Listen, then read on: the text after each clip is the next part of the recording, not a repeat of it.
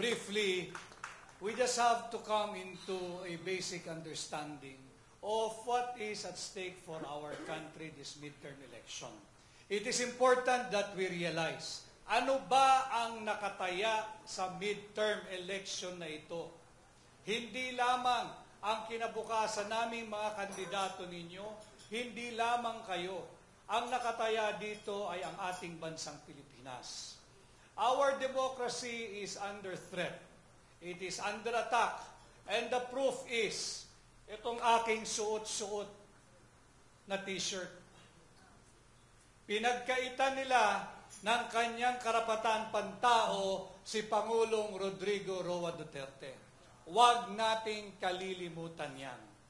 Siya ay Pilipino. At ang trabaho ng kahit na sinong gobyerno, kahit gobyerno ng Estados Unidos, gobyerno ng China, gobyerno ng Singapore, gobyerno ng Russia, gobyerno ng North Korea, higit pa ang gobyerno ng Pilipinas.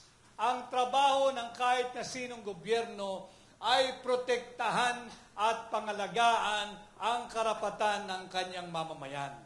Yan ba ay ibinigay kay Pangulong Duterte? Si Pangulong Duterte ay inihandog na mistulang isang alay sa kamay ng mga naglalaway na banyaga diyan sa ICC. Huwag ninyong kalilimutan yan pagpunta ninyo sa presinto ngayong May 12, 2025.